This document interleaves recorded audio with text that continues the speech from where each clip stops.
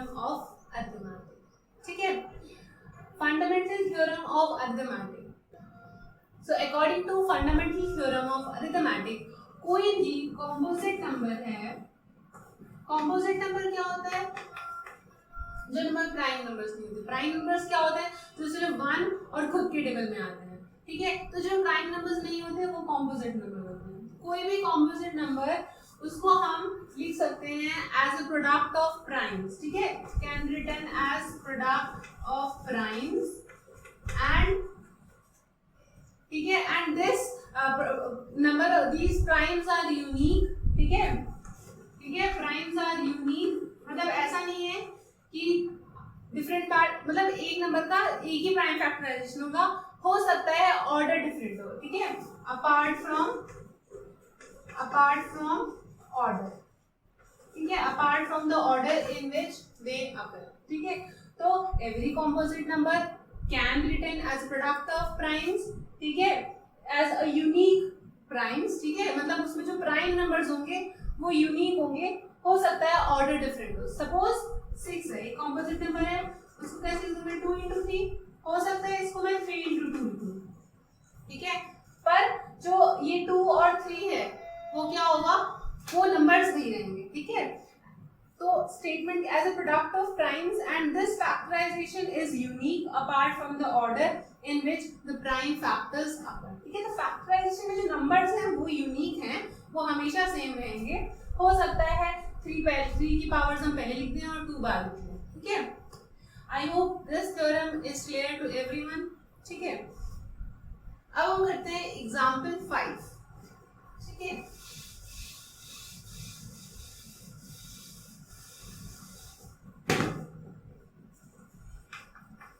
Example 5 में क्या बोला हुआ है कि अगर एक नंबर है 4 की पावर n, क्या 4 raised to n एक नंबर है, तो वहां पे जो n है वो एक नेचुरल नंबर है, तो check whether there is any value n for which 4 raised to n end with 0। ठीक है, तो क्या n की कोई ऐसी वैल्यू है, ठीक है, और n यहाँ पे क्या है, नेचुरल नंबर है, तो n की कोई ऐसी वैल्यू है कि 4 raised to n जो है वो 0 से एंड हो जाए। मैं एक एग्जांपल लेती हूँ, सपोज 70 है, 0 से एंड हो रहा है। अब ऑब्वियस सी बात है, अगर मैं प्राइम फैक्टराइजेशन करूंगी उसको 70 into 10 लिख सकती हूँ, तो यहाँ पे 5, ये 5 into 2 होता है। तो इससे हमें एक बात क्लियर होती है, मैं 50 ले लिखती हूँ, चलो मान लो 50 भी 0 से एंड होता है, ये 5 into 10, इसको मैं 5 into 2 लिख सकती हूँ। तो यहाँ से एक चीज तो क्लियर होती है, अगर कोई किसी भी नंबर है उसके लास्ट में अगर 0 आ रहा है तो उसकी प्राइम फैक्टराइजेशन में 10 आएगा, 10 आएगा तो 5 और 2 आना चाहिए, तो एटलीस्ट एक 5 और एक 2 आना चाहिए। अगर वो 10 की टेबल में आता है, मतलब अगर वो लास्ट में उसके 0 आता है, तो मतलब कैसे ना कैसे करके मुझे क्या करना है, 4 raised to n को में के लास्ट में 0 लाना पड़ेगा। वो कैसे लाएंगे, वो हमारे प्राइम फैक्टराइजेशन में उसकी क्या होना चाहिए, या तो 5 होना चाहिए या तो 2 होना चाहिए। देखते हैं 2 को मैं कैसे लिखती हूँ, 2 raised to 2 की पावर n, ठीक है, तो क्या है 2 की पावर 2n है ना, मल्टीप्लाई हो जाता है ये। तो ऐसा कुछ भी हो सकता है क्या कि मैं 2n को, मतलब 2 की कोई भी पावर क्या 5 हो सकती है, नहीं ना, 2 की जगह हम 2 तो ले आएंगे, बट यहाँ पे 5 कभी भी नहीं आ सकता, पर हमें 10 के लिए 5 भी चाहिए और 2 भी चाहिए, so this is not possible. ठीक है, for no value of n 4 raised to n can end with 0 because for a number to end with 0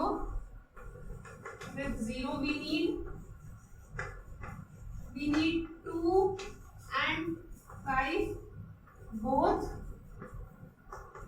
in prime factorization of number. ठीक है, but here 5 we cannot get 5 any power of 2 we can never get 5। ठीक है, 2 क्योंकि 5 तो आता ही नहीं है 2 की किसी भी मल्टीपल है ना, तो we cannot 5 is not possible here, possible here, so this is not possible. ठीक है, तो ऐसे ही क्वेश्चन जो हैं 9th में भी है, सॉरी एक्सरसाइज 1.2 में भी है। ठीक है, तो ये अगर क्लियर हो गया तो हम करते हैं कुछ एक इम्पोर्टेंट सा कंसेप्ट एलसीएम और एचसीएम। ठीक है, तो एलसीएम क्या होता है, नाम से लगता है, नाम एलसीएम क्या होता है, लोएस्ट कॉमन मल्टीपल, एचसीएफ क्या होता है, हाईएस्ट कॉमन फैक्टर। ठीक है, ठीक है, तो कभी भी अगर हमें दो नंबर्स का एलसीएम निकालना है, सपोज 6 और 12 का मुझे क्या निकालना है, एलसीएम और एचसीएफ निकालना है। ठीक है, तो हम क्या करते हैं, इसको प्राइम फैक्टराइजेशन 2 into 3, ये क्या है 2 का स्क्वायर इंटू, तो जब हम एलसीएम लेते हैं, ठीक है, जब हम एलसीएम लेते हैं तो हम है ये लोएस्ट कॉमन मल्टीपल, पर इसमें हम हाईएस्ट पावर वाली चीजें लेते हैं। ठीक है, क्योंकि ये मल्टीपल है, यहाँ पे क्या है, फैक्टर है। ठीक है, तो जो भी कॉमन फैक्टर हाईएस्ट होता है वो हम ले लेते हैं। ठीक है, तो जो कॉमन चीजें होती हैं वो हम एचसीएफ में लेते हैं, और जो हाईएस्ट वाली चीजें हैं वो हम एलसीएम में लेते हैं। हमेशा याद रखना, एलसीएम और एचसीएफ में जो एलसीएम आता है वो हमेशा ज्यादा होता है, और एचसीएफ आता है वो हमेशा क्या होता है, कम होता है। ठीक है, इसलिए हम एलसीएम में हम हाईएस्ट पावर्स लेते हैं और एलसीएम में हम लोएस्ट पावर्स लेते हैं। ठीक है, जो दोनों में हो। ठीक है, सपोज एलसीएम अगर सपोज इन दोनों का लेना है, यहाँ पे 2 की पावर 1 है, यहाँ की पावर 2 की पावर 2, तो यहाँ पे हम 2 की पावर 2 लेंगे हाईएस्ट वाले। ठीक है, उल्टा होता है, यहाँ पे 3 की पावर 1 है, यहाँ पे 3 की पावर 1 है, तो हम क्या लेते हैं, फिर 3 ही लेते हैं, क्योंकि हाईएस्ट तो 1 ही है, 1 और 1 है ना। ठीक है, अब अगर हमें एचसीएफ निकालना है, यहाँ पे 2 की पावर 2 है, यहाँ पे 2 की पावर 1, तो हम 2 की पावर 2 1 लेंगे। ठीक है, तो जो दोनों में होनी चाहिए, यहाँ 2 यहाँ भी है, 2 यहाँ भी है। ठीक है, 3 की पावर यहाँ 1 है, यहाँ पे 3 की पावर है, तो यहाँ पे हम क्या लेंगे, 3, तो ये हो जाएगा एचसीएफ हो जाएगा 6, और ये क्या हो जाएगा, एलसीएम क्या हो जाएगा 12। ठीक है, तो ऐसे हम निकालते हैं एचसीएफ। एलसीएम में क्या लेंगे हम, हाईएस्ट पावर, एलसीएम में क्या होगा हमारी लोएस्ट पावर। कभी अगर सपोज ऐसा हो कि यहाँ पे 5 की पावर 0 है और यहाँ पे 5 की पावर 1 है, मतलब यहाँ पे 5 है ही, मतलब 5 की पावर 0 है, तो हम एचसीएफ में उस चीज को नहीं लिखेंगे, क्योंकि यहाँ पे 5 की पावर 0 मिनिमम है, यहाँ पे नहीं है, तो जो दोनों में है वही एचसीएफ में आएगा। ठीक है, और एलसीएम में क्या होगा, हम हाईएस्ट लेंगे, तो हम 5 की पावर 1 हाई ले लेंगे एलसीएम। ठीक है, एग्जांपल्स करोगे तो ये चीजें और क्लियर होंगी। ठीक है, तो अगर हम एग्जांपल 6 की बात करें, एग्जांपल 6 में हमें क्या करना है, 6 और 20 का हमें क्या निकालना है, एचसीएफ और एलसीएम बाय प्राइम फैक्टराइजेशन। ठीक है, तो 6 का अगर मैं प्राइम फैक्टराइजेशन करूं तो हो जाएगा 2 into 3। इसका अगर मैं करती हूँ, ठीक है, ट्रेडिशनल मेथड से, 2 का 10, देन 2 का 5, देन 5 का 1, तो ये क्या होगा 2 का स्क्वायर इंटू 5। ठीक है, ये हो गया प्राइम फैक्टराइजेशन मेथड से प्राइम फैक्टराइजेशन कर लिया, हमें एचसीएफ और एलसीएम दोनों निकालते हैं। ठीक है, हमें पता है एचसीएफ में क्या होता है, सबसे कम वाली पावर लेते हैं। ठीक है, हाईएस्ट कॉमन फैक्टर। ठीक है, तो 2 की पावर यहाँ 1 है, यहाँ 2 की पावर 2 है, तो 2 की पावर 1, यहाँ पे 3 की पावर 1 है, यहाँ पे 3 नहीं है, तो 3 नहीं है तो 3 नहीं लिखेंगे, 5 दोनों में लिखे तो 5 भी नहीं लिखेंगे, है, क्योंकि यहाँ पे 3 की पावर क्या है 1 है, यहाँ पे 3 की पावर 0 है, क्योंकि है नहीं, 3 की पावर 0 1 होता है, तो यहाँ पे है नहीं, तो फिर एचसीएफ में नहीं आता है। एचसीएफ में सिर्फ कॉमन चीजें आती हैं जो दोनों में हो। ठीक है, highest sorry lowest common multiple में हाईएस्ट चीज होती है, यहाँ पे 2 की पावर 1, यहाँ की 2 की पावर 2, 2 की पावर 2। ठीक है, यहाँ पे 3 है, यहाँ पे 3 नहीं है, बट 3 आएगा यहाँ पे, क्योंकि यहाँ पे 1 है, यहाँ पे 0, हाईएस्ट क्या है 1 और 0 में से 1, 3 आएगा, 5 आएगा। ठीक है, तो क्या करना होता है, जो 2 3 जितने भी मल्टीपल है ऐसे में आएंगे और उनकी हाईएस्ट पावर है, इसमें सबसे लोएस्ट पावर आती है और कॉमन वाली चीजें आती हैं जो दोनों में हो। ठीक है, तो ये होगा हमारा एचसीएफ 2 गया। इसको अगर हम सॉल्व करेंगे, ये 4 4 5 जा 20, 23 जा 60, तो एलसीएम क्या आ जाएगा मेरा 60 और एचसीएफ क्या आ जाएगा मेरा 2। ठीक है, तो this is how you find HCF and LCM of two numbers by prime factorization. ठीक है, एक इम्पॉर्टेंट फॉर्मूला जो तुम्हें पता होना चाहिए। ठीक है, कभी भी अगर हमें 2 नंबर दे रखे हुए हैं ए एंड बी, तो उनका अगर हम प्रोडक्ट करते हैं, ठीक है, और उनके HCF और LCM जो है उन दोनों का मैं अगर मल्टीप्लाई करूँ वो क्या होता है, उनके प्रोडक्ट ऑफ नंबर्स के इक्वल आ जाता है। ठीक है, ठीक है। अगर मैं तो अगर मैं ऐसे थोड़ा लिखूं तो LCM into HCF of two number is equal to product of those two number. जैसे पहले वाला एग्जांपल है, अगर मैं 6 into 20 था ना दो नंबर्स, LCM क्या आया था, LCM आया था 60 और LCF क्या आया था 2, तो ये भी 120 हुआ और ये भी क्या हुआ 120, सेम आ गया, ये हमेशा सेम आएगा। LCM into HCF of two number is equal to the product of two numbers। ठीक है, तो ये फॉर्मूला कई बार दिया होगा, कई बार क्या होगा LCM दे रखा होगा, HCF निकालना होगा, तो HCF निकाल दिया तो बस क्या करोगे, LCM क्या होगा A into B divided by HCF, बस नीचे डिवाइड कर देना है। ठीक है, और अगर इनकेस कभी LCM दिया हुआ है, HCF निकालना है तो ये नीचे आ जाएगा। ठीक है, LCF क्या हो जाएगा A into B divided by LCM। तो इससे ये फायदा होगा अगर तुम्हें LCM पता लिया तो HCF बहुत इजीली निकल जाएगा। ठीक है, अब जैसे एग्जांपल 7 है हमारे पास, एग्जांपल 7 में क्या है 96 और 404 है। ठीक है, 96 और 404 है। ठीक है, क्या बोला हुआ है, बाय प्राइम फैक्टराइजेशन मेथड से पहले हमें HCF निकालना है, उसके बाद में फिर इस मेथड को यूज करके हमें HCF को यूज करके हमें LCM निकालना है।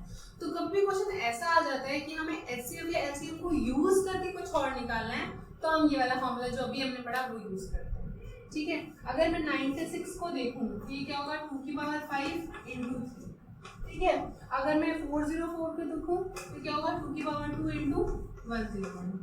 ठीक है, जब तुम इसको लोगे तो ये पहले तो 2 और 2 से 2 बार जाएगा, फिर 101 बचेगा, 101 प्राइम होगा, इसलिए हमने ऐसे लिया और ये तो तुम आराम से कर लो। ठीक है, मैं अगर HCF पहले निकालना है, HCF निकालना है पहले, हाईएस्ट पावर नहीं देनी है, इसमें लोएस्ट पावर देखते हैं। यहाँ पे 2 की पावर 5 है, यहाँ की पावर 2 की पावर 2 है, तो 2 की पावर 2, यहाँ पे 3 की पावर, यहाँ पे 3 है बट यहाँ पे नहीं है तो नहीं लिखना, यहाँ पे 101 है, यहाँ पे नहीं, तो HCF क्या आ जाएगा मेरा 4। तो मुझे पता है LCM into HCF, LCM into HCF क्या होता है A into B, यहाँ पे दो जो नंबर्स हैं वो क्या है 96 into 404, HCF मेरा कितना है 4, LCM मुझे पता नहीं, तो बस 4 जाके वहाँ डिवाइड हो जाएगा, तो LCM क्या आएगा मेरा 96 into 404 डिवाइडेड बाय 4। ठीक है, तो इसको मैं अगर यहाँ लिखूँ तो 96 into 404 बाय 4, ये मेरा क्या आएगा LCM। ठीक है, मैं अगर 4 से कैंसिल करूँ ये 101 और 101 को 96 से आराम से मल्टीप्लाई करोगे, आंसर आएगा 9696, तो ये हमारा क्या आ जाएगा LCM। ठीक है, I hope this is clear. अब हम करते हैं एग्जाम्पल 8। ठीक है,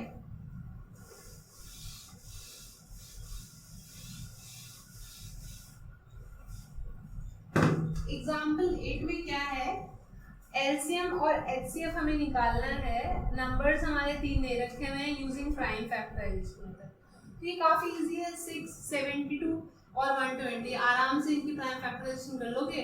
LCM में क्या है लो हाईएस्ट पावर्स लेनी है कॉमन जो भी है, और HCF में क्या है लोवेस्ट पावर लिखनी है। अगर एक में 3 की पावर, एक में 3 नहीं है, एक में 3 है, तो HCF में 3 नहीं आएगा।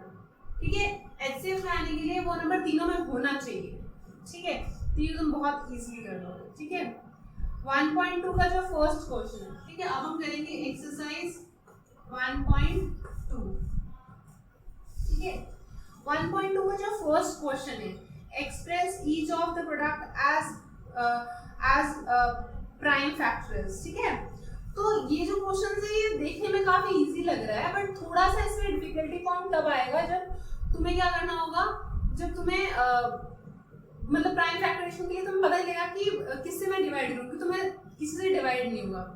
तो कभी भी अगर ऐसा होता है कि तुम्हें नहीं पता कि डिवाइड होगा या नहीं होगा, तो तुम चेक कैसे करना, तुम 13 की टेबल से चेक करना, तुम 15 से चेक करना, 17 से चेक करना, 19 से चेक करना, इनसे चेक करके देख लेना, 11 से चेक करके देखना, इनसे बेसिकली इनसे तुम बदल जाएगा, इनसे चेक कर देखना, अगर हो सकता है इनसे हो जाए क्योंकि ये दिमाग में आता नहीं है, ठीक है। और इनका ये क्योंकि प्राइम है 17, 19 और 13, तो ये किसी और के टेबल में भी कोई इंसाइड नहीं हो पाते, ठीक है।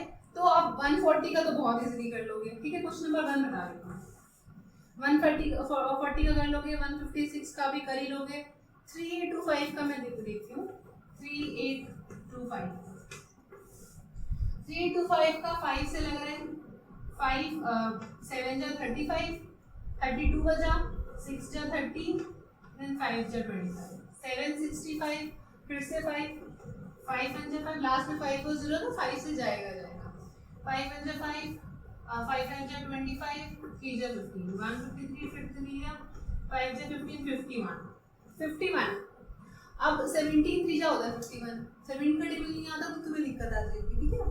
तो 17 3 जा 51 होता है, फिर 31 को हो ही जाएगा, ठीक है। तो यहाँ पे अटक गए, 17 का टेबल होगा तो फिर तुम्हारा आराम से हो जाएगा, ठीक है। 325 हो गया। अब मैं देखती हूँ कौन सा क्वेश्चन, सॉरी इसी का जो है 4th पार्ट 5005, तो पहले तो 5 से हो जाएगा, ठीक है, 1001, ठीक है।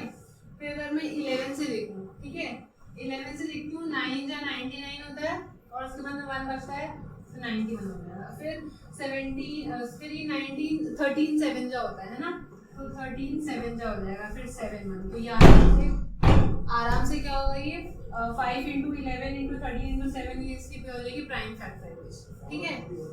लास्ट पार्ट है इस क्वेश्चन का 7429, ठीक है, 4th पार्ट है, ठीक है, 5th पार्ट है, सॉरी। तो अगर मैं और किसी से भी करूँगी तो नहीं होगा, ठीक है। 17 से अगर मैं करूँगी तो 17 4 जा कितना होता है 68, ठीक है, 68 फिर 62, तो 17 3 जा कितना होगा 51, ठीक है, 51 और 119 बचेगा तो ये हो जाएगा 17 7 जा, ठीक है, 437 आ जाएगा। उसके बाद में अगर मैं 19 से करती हूँ, ठीक है, 19 2 जा 38 2 और ये 3 5 बचा 57, तो 3 जा 57, फिर 23 तो प्राइम है तो 23 1, तो 17, ये क्या हो जाएगा, इसका प्राइम फैक्टर 17 इंटू 19 इंटू 23 हो जाएगा, ठीक है। तो 20 जैसे बिल्कुल मैं 20 से चेक नहीं कर रहा हूँ तो ऐसे आ गया, ठीक है। तो कभी भी अगर नहीं आता है, तुम्हें नहीं क्लिक हो रहा तो इनसे चेक करके देख लेना, आराम से ही सारे क्वेश्चंस हो जाएंगे, ठीक है। नाउ जो सेकंड क्वेश्चन है, एलसीएम और एचसीएफ निकालना है और हमें वो वाला फॉर्मूला जो है LCM into HCF is equal to product of numbers, ये वेरीफाई करना है। मैं एक क्वेश्चन करवा देती हूँ, बाकी सब एक जैसे, ये बिल्कुल फालतू में टाइम वेस्ट करने की जरूरत नहीं है उस पर, ठीक है। मैं सेकंड पार्ट करा देती हूँ इसका फर्स्ट क्वेश्चन जो है 26 और 91 का करना है। 26 होता है 13 इंटू 2 32, ठीक है। उसके बाद में इसको अगर मैं देखूं, ये क्या है, ये 13 इंटू 7 है, 13 7 तो 91 है ना, ठीक है। एचसीएफ हमारा क्या होगा, जो दोनों में होता है 13, यहाँ पे 2 है, यहाँ पे 2 नहीं है, यहाँ पे 7 है, यहाँ 7 नहीं, तो सिर्फ 13 आएगा। एलसी में क्या आएगा, सब कुछ आता है, 13 भी आएगा, 2 भी आएगा, सबसे हाईएस्ट पावर आती है, हाईएस्ट पावर 1 1 ही है।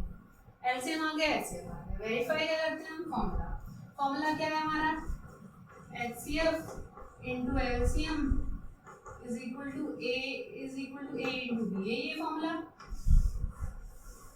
तो यहाँ पे A क्या है 26, B क्या है 91, ठीक है। अगर मैं LHS करूँ, LHS में देखूँ, ठीक है, तो अगर मैं इसको फॉर्मूला डाल देती हूँ तो ये क्या आएगा, HCF into LCM is equal to 26 into 91, ठीक है। तो अगर मैं LHS देखूँ, LHS में क्या है, LCM into HCF, LCM क्या है मेरा 13 into 2 into 7 और HCF क्या है मेरा 13, तो ये क्या हो जाएगा 13 का स्क्वायर into 14 है ना, ठीक है। तो ये तो मेरा LHS आ गया। RHS क्या होगा मेरा 26 into 91, ठीक है। तो मैं अगर इसको ऐसे ना मल्टीप्लाई करती, ऐसे करती, this into this 26 and this into this 91, आराम से दोनों सेम आ जाते हैं। अब तुम्हारी मर्जी है, तुम इसको मल्टीप्लाई करके इक्वल दिखाओ या तुम यहीं पे छोड़ो। तो आप सब LHS is equal to RHS। LHS क्या था, HCF इंटू LCM, ठीक है। तो ये HCF था और ये LCM था, मैंने मल्टीप्लाई किया यही आ गया। और RHS क्या था, A इंटू B, 26 इंटू 91। तो RHS is equal to LHS, है ना। Hence this formula is verified, ठीक है। तो सेकेंड पार्ट, थर्ड पार्ट ये तुम आराम से कर लो, ठीक है। जो थर्ड है, थर्ड में क्या है, HCF और LCM निकालना है बाय प्राइम फैक्टराइजेशन। तो बहुत इजी है, ठीक है। एक पार्ट करवा देती हूँ मैं, ठीक है। एक पार्ट करवा देती हूँ थर्ड, ठीक है। थर्ड क्वेश्चन का 12, 15 और 21 आराम से दोनों का एलसीएम निकालोगे, क्या होगा 4 इंटू 3, तो 2 का स्क्वायर इंटू 3, ये 5 इंटू 3 और ये 7 इंटू 3, ठीक है। एचसीएफ क्या हो गया, जो तीनों में है 3, ठीक है 3 ये तीनों में, बाकी 2 में नहीं है, 5 7 नहीं है। एलसीएम क्या होगा 2 की पावर 2, 3 सब में है, 3 की पावर 1, 5 इंटू 7 मल्टीप्लाई कर दोगे, ये एलसीएम आएगा, ये एचसीएफ आएगा। एचसीएफ में जो सब में है वो लिया है और एलसीएम में मैंने क्या लिया 2 की पावर 2, 3, 5 और 7, ठीक है। ये हमारा एलसीएम आ गया, एचसीएफ आ गया और सब कुछ आ गया, ठीक है। जो फोर्थ क्वेश्चन है उसमें एचसीएफ दे रखा हुआ है, ठीक है। एलसीएम जो है वो हमें निकालना है और दोनों नंबर्स भी दे रखा हुआ है। तो आराम से तुम्हें पता है a into B upon HCF क्या होता है हमारा एलसीएम होता है ना, फॉर्मूला से वो। तो आराम से तुम ये कर लो कि कौन सा है फोर्थ क्वेश्चन, ठीक है। ए यहाँ पे क्या है 306 और 657 क्या है मेरा बी है, ठीक है। आराम से उनको मल्टीप्लाई करो, एचसीएफ भी तुम निकालोगे, पहले दोनों का प्राइम फैक्टराइजेशन करोगे, एचसीएफ निकालोगे, फिर इसमें डाल दोगे, आराम से आ जाएगा, ठीक है। तो ये भी हो जाएगा। फोर्थ क्वेश्चन जो है उसमें क्या है, सॉरी फिफ्थ क्वेश्चन जो है, फिफ्थ क्वेश्चन क्या है 6 raised to n, ठीक है। तो check whether 60 raised to n can end with 0 for any unnatural number n। तो क्या 6 raised to n कभी भी 0 आ सकता है, तो हमें पता है ये क्या है 2 इंटू 3 की पावर n, तो क्या है 2 की पावर n और ये 3 की पावर n। हमें पता है अगर 10 चाहिए तो 5 भी चाहिए प्राइम फैक्टराइजेशन में और 2 भी चाहिए। यहाँ 2 तो आ जाएगा कि n की पावर अगर कुछ भी हो, n की पावर अगर 1 भी है तो भी 2 आ जाएगा। बट क्या 5 कहाँ से लाओगे, ना 2 की पावर कोई भी पावर रख के 5 आ सकता है, ना 3 की कोई भी पावर रख के 5 आ सकता है। तो सेम वैसे लिखना है, no for any value of n we can not get 10, we can not get 0, ठीक है, in 6 raised to n because for any value of n we cannot get 5 in prime factorization of 6 raised to, बस ये लिखना, ठीक है। No value of n because we cannot get 5 for any value of n in prime factorization of 6 raised to, ठीक है। तो उसके बाद में जो सिक्स्थ क्वेश्चन है, ठीक है, जो सिक्स्थ क्वेश्चन है 7 इंटू 11 इंटू 13 प्लस 13, ठीक है। तो हमें बताना है कि ये जो नंबर्स हैं वो कॉम्पोजिट नंबर है। दूसरा नंबर क्या है 7 into 6 into 5 into 4 into 3 into 2 into 1 plus 5। तो हमें बताना है कि दोनों नंबर जो हैं वो क्या है हमारे कॉम्पोजिट नंबर्स हैं। तो सिंपल सी बात है, कॉम्पोजिट नंबर क्या होते हैं, जो या तो वो खुद के नंबर में आने चाहिए, सॉरी प्राइम क्या होते हैं जो या तो खुद के नंबर में खुद की टेबल में आते हैं या तो 1 की टेबल में आते हैं। जो प्राइम नहीं होते हैं वो कॉम्पोजिट नंबर होते हैं। मतलब कॉम्पोजिट नंबर वो होते हैं जो खुद के और 1 के अलावा 1 में तो आते ही आते हैं, किसी और की टेबल में भी आते हैं जो उससे और 1 से डिफरेंट है ना। तो अगर मैं ये प्रूफ कर दूं कि ये किसी और का मल्टीपल है 1 और खुद को छोड़ के, तो ये कॉम्पोजिट प्रूफ हो जाएगा और ये हमें प्रूफ करना है। अब मैं ध्यान से देखूं, ये पूरी एक टर्म है और ये पूरी एक टर्म है, इसमें भी 3 है, इसमें भी 13 है और इसमें भी 13 है। क्या दोनों में से 13 कॉमन आ सकता है? ऑब्वियसली आ सकता है। यहाँ बचा और यहाँ पे बचा 1। क्या मैं ध्यान से अगर देखूं तो ये बोल सकती हूँ मैं this number is a multiple of 30 क्योंकि 13 इंटू समथिंग आ रहा है। और 13 क्या है, ना ही ये पूरा नंबर है क्योंकि 13 प्लस समथिंग तो ज्यादा है, तो ये नंबर ना ही 13 है और तो ये जो नंबर है वो 13 तो है नहीं, ठीक है, और 1 भी नहीं है ये, ठीक है। तो हमें कोई ऐसा मल्टीपल मिल गया है जो 1 और इसके अलावा है, तो ये कॉम्पोजिट हो गया, ठीक है। सो इसको मैं n मान लेती हूँ, n is a multiple of 13 and 13 is not equal to 1 and n. So n is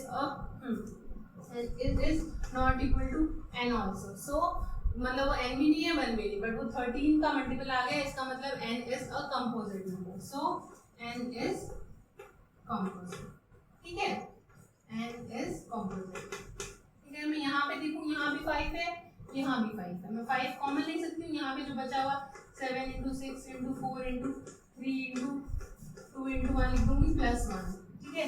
ये मेरा क्या हो गया,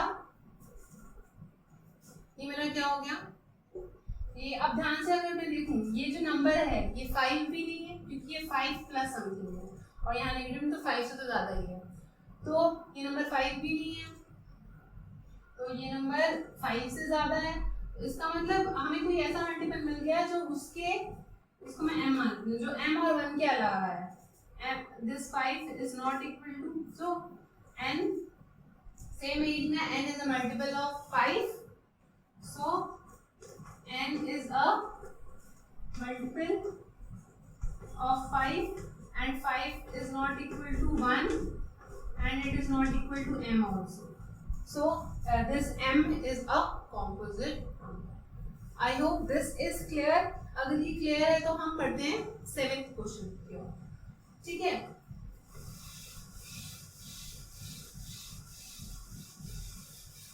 seventh question is the last question of this exercise. 7th question में क्या है, there is a circular round sports field, ठीक है, एक सर्कुलर जो है वो स्पोर्ट्स फील्ड है, जो सोनिया है, सोनिया एक बंदी है जिसको 18 मिनट लगते हैं इस पूरे राउंड का चक्कर लगाने में, ठीक है, राउंड को मतलब भागने में जो भी है, ठीक है। Drives 1 round of the field and while जो रवि है उसकी स्पीड कितनी है 12 मिनट्स, ठीक है। तो उसको एक राउंड लगाने में 12 मिनट लगते हैं रवि को, और सोनिया को कितने लगते हैं 18 मिनट लगते हैं, ठीक है। Suppose they start at the same point and at the same time go in the same direction. After how many minutes will they meet at the starting point? ठीक है। तो कभी तुमने राउंड में अगर चक्कर लगाए हो तो तुम्हें पता होगा कि हम कभी भी अगर राउंड में चक्कर लगाते हैं ऐसे, तो चाहे भले ही तुम्हारी स्पीड डिफरेंट हो या फिर हम कोई ऐसा पॉइंट होता है जिसमें हम तुम दूसरे इंसान को मिल पाते हो, ठीक है, सेम होगी तो साथ साथ चलोगे, अगर डिफरेंट है तो एक टाइम ऐसा है, क्योंकि सपोज ये मेरी सोनिया है और ये रवि है, ठीक है। तो सोनिया भागती है थोड़ा सा स्लो भागती है, रवि जो है वो थोड़ा सा तेज भागता है, ठीक है। तो हो सकता है कि रवि यहाँ पे हो, सपोज रवि यहाँ पे हो, मतलब ये इधर से वापस आ रहा हो तो सोनिया जा रही हो, ठीक है। तो उन्होंने बोला है कि ऐसा कितने टाइम में वो दोनों मिलेंगे स्टार्टिंग पॉइंट पे, ठीक है। तो अब हमें मिलने का टाइम बताना। अब सिंपल सी बात है, यहाँ पे ये तो पता चल गया कि इस चैप्टर में या तो HCF निकालना है या तो LCM निकालना है। अब सिंपल सी बात है, HCF अगर थोड़ा सा दिमाग लगाएंगे तो जो HCF आएगा वो इन दोनों से कम आता है और LCM इन दोनों से ज्यादा आता है। तो थोड़ा सा दिमाग लगाओ, अगर दोनों की जो स्पीड जो है वो मतलब अलग अलग है, ये 18 मिनट में, तो ऑब्वियस सी बात है 12 मिनट से पहले तो ये मिलने से रहेगा, ठीक है। क्यों? क्योंकि अगर सोनिया स्टार्ट करती है और ये रवि स्टार्ट करता है तो सोनिया 18 मिनट में, तो ये 12 मिनट में कंप्लीट करके यहाँ पे आ जाएगा, बट सोनिया तो कहीं पीछे रहेगी, ठीक है। तो ये मतलब पहले तो मिलने से रहे, एक राउंड में तो नहीं मिल पाएंगे, ठीक है। तो मतलब कम तो नहीं आएगा, तो मतलब HCF तो नहीं निकालना है हमें, निकालना क्या है LCM, इजी हो गया, ठीक है।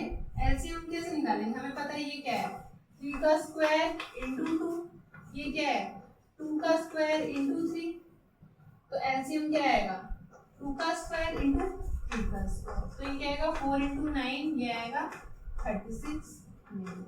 तो 36 मिनट जब हो जाएंगे तो क्या होगा, ये दोनों के दोनों जो हैं वो क्या है, they will meet again at the starting point, मतलब जहां से शुरू किया था वो वहां पे मिल जाएंगे। ठीक है, पहले क्यों नहीं मिलेंगे, HCF क्यों नहीं निकालना, क्योंकि ऑब्वियस सी बात है रवि को अगर 12 मिनट लगते हैं तो 12 मिनट में वो तो यहाँ तक पहुंच जाएगा। ठीक है, बट वो 12 मिनट की टाइम वो यहीं पे कहीं पीछे होगी, तो मतलब 12 मिनट से पहले तो नहीं मिल सकता, तो HCF तो ऑब्वियसली पॉसिबल नहीं है, तो हम क्या निकाल रहे हैं, LCM। ठीक है, I hope this is clear. With this we have completed exercise 1.2. I hope आपको काफी कुछ हेल्प मिली होगी इस चीज से, and if you like the session please like and subscribe अगर आप न्यू हो। Thank you.